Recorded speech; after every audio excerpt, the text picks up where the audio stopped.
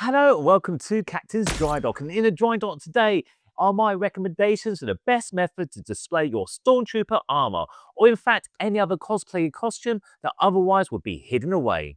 Let's make it real.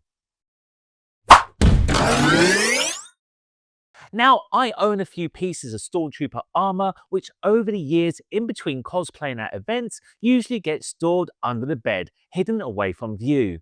Which is such a shame, as I love my armor, especially looking at it, considering I spent so much time making it, as ironically, you don't get to appreciate it as much when you're wearing it, as you just can't see it once it's on. But there's a few options to display your armor, so you can sit back and admire it, and one of which is a good solution if you don't have room, by displaying just a section of it, such as a bust, which is just the helmet and the upper torso. This is a great solution as it looks cool and can sit on a table or shelf and doesn't cost much to set up. However, if you're lucky enough to have space, you can display the whole thing on a mannequin. Now, a lot of Star Wars fans, if they have room and an understanding partner, do this, such as Simon Pegg. It's my security guard. Oh, amazing. However, in my opinion, they do it a little bit incorrectly, as it looks too static and limp, as if the armor was hanging and not standing. So if you want to go to the expense and effort displaying it, why not make it look like there's a real person inside, in a position that looks like it was in the films. In this case, guarding a doorway holding a blaster. In fact, there's plenty of YouTube videos out there showing cheap ways to make a budget mannequin. But in my opinion, you can do better for the same amount of money and less effort, and end up with a better result. As I find the plumber's plastic pipe skeleton method to look, well, as if a skeleton is wearing your armor, no matter how much padding you add. Which is yet another cost, unless you're bypassing the charity clothes bin and using it for your own cause, and it looks nah. The other more advanced do-it-yourself option is the expanded foam and duct tape mannequin. This is cool, as you can make a mannequin that's exactly to your body shape with a few simple materials. By covering your body in duct tape, cut it off, tape it back together again, and then fill it up with expanded foam. However, you still need to make an armature to fit inside, and it's not going to be articulate, as well as it's going to take a lot of time and effort to put together. So what do I recommend? Buy an actual mannequin. Seeing there's a dramatic closing down of clothes stores recently, there are plenty of second-hand mannequins around. Yes, some are better than others, but my option was this. A mannequin with fully articulated arms, which I got from eBay. £125 may sound a lot, but it really isn't. In fact, I found another one just like it for 80 quid from Facebook Marketplace. Having arms that can be manipulated was exactly what I wanted to make believable poses and will allow the Stormtrooper to hold his blaster. Because if you get a mannequin that hasn't got articulated arms, your Stormtrooper will have his arms down by his sides, which looks odd as they're always meant to be holding a blaster. Believe it or not, mannequins can't stand up by themselves, they need one of these. A base. Now, when this first came to me, this was the color it was originally. However, being a typical guy who keeps a load of stuff in his loft or shed and doesn't throw anything out, I still had some offcuts of carpet from my man cave, and I kept it. And what I did, I wrapped it around this base, which means that when you put it down, the Stormtrooper looks like he's actually standing on my floor and not on a base. Now, the great thing about this base is that it just has one fixing, which means this pole goes into here, and that pole goes into the leg, and you can't even see it. Brilliant. I really didn't think this through of how I was going to shoot this. This looks kind of dodgy, doesn't it? I don't blame you. But it's the other half of the mannequin, really.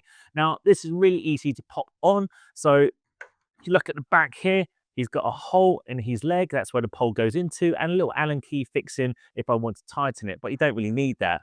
And all I do is slot him in, and there we go, all by himself. Next, the torso. Now, it's pretty light. I think this is made out of some sort of fiberglass or plastic, and it's designed to be put together by a 15-year-old who's working on a Saturday job at their local clothes store. And this basically just locks on like so, and twist. Now, I've had this in my workshop for a couple of weeks and I'm 5'7", and this is clearly looking way over 6 foot. Now, if you have low self-esteem, yeah, this is going to make it worse. Kevin! So these arms, yep, there we go. I actually had to adapt these slightly because a lot of mannequins, their hands look like penguin like flippers. And so what I did, I cut them off. And do you know what this is? I bought these from Amazon. I bought a pair of hands which are used for artists, where they pose them in whatever direction they want and they draw them. In fact, you can actually get some from IKEA as well. And what I did, I cut the old hands off at about here, and then I placed these on. And one thing that's great about them, fully articulate, because this Stormtrooper, I want him holding a blaster and also wearing gloves as well. So it's really important for me to make sure he had adjustable hands and fingers. And this is really easy to put on. Fully articulate. That's one thing that's great about this mannequin. Elbow, the wrist, the fingers, all the way up to here as well. Both arms does the job. Now, the last thing, to be or not to be, that is the question. The Stormtrooper's head. So this one's a fabric head. It doesn't really matter because he's going to be wearing a helmet on top of this and a, well, balaclava and then a helmet. And that just gets popped on here. Yeah, like I said, I'm 5'7". This one here is probably about 6'3". Yeah, I need some growing to do. Too little short for a stormtrooper. Huh?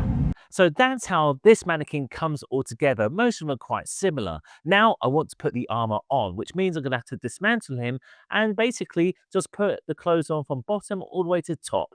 And because it may take some time, I'm going to speed up the whole process.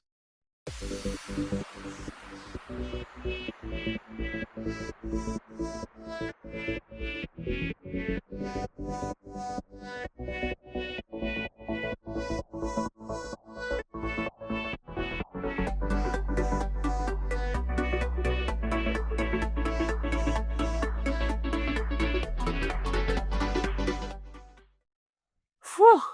Now, it was much more of a pleasure putting it on the mannequin than on myself because I could adjust it, I could see where things not aligning properly, but it's looking so cool. But we're missing something. Yes, the head and the helmet. Right, let's put him on. That's the great thing about this. I can have him like tilted as well, and I need to add a balaclava. One balaclava coming up because when you're shorter, you can see right up inside the helmet. So it's good to actually put a balaclava on because then you really have the idea that there's someone inside this armor. It's not a mannequin. And the last piece.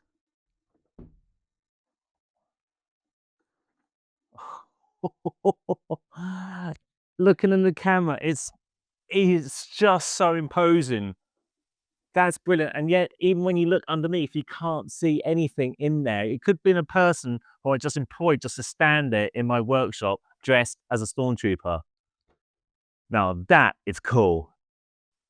This is perhaps the most awesome thing that I've got in my man cave. Bear in mind, this was under my bed for, well, since I made it, and it came out now and again when I put it on. But to actually have it on display is just awesome. Although there's one little thing I couldn't do on this. Have a look down.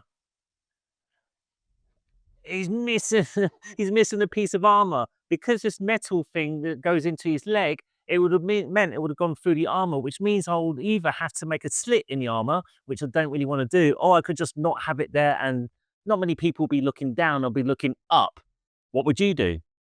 But overall, this looks awesome and it's something I really do encourage anyone to do. Even if you can't afford an actual mannequin, even if you just do a bust, when you have it out like this, you can really get a feeling of the power of a stormtrooper, even though they get killed all the time and they never shoot anything or get anything on target. But yeah, Now, even though I've had this armor for a while, it feels like it's brand new again, and I'm so glad that it's not hiding away underneath the bed. In fact, it's such a good talking point as well. Sometimes I'm in meetings and some co-workers see him over my shoulder and it starts a bit of a laugh. Also, it's so cool to actually sit there and every so often just turn around and look at it. It does look real, the way I've tilted his head. I've made sure that he's holding a weapon, and yeah, and as you can see, look at the height. It shows you how imposing this is.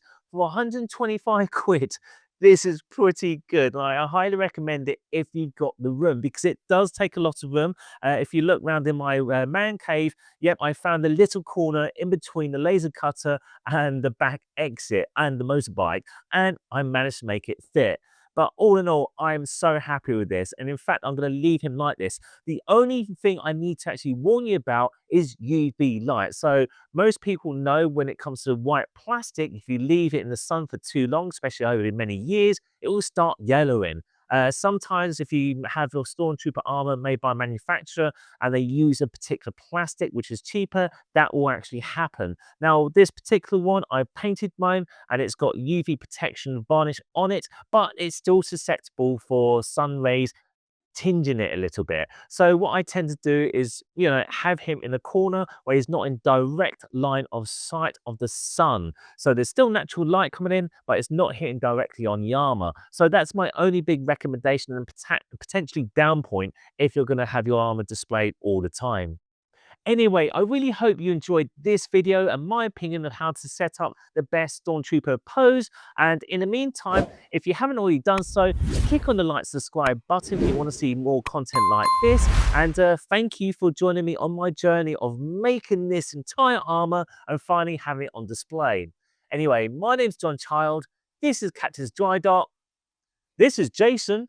And I'll see you next episode here on Captain's Dry Dock. You take care.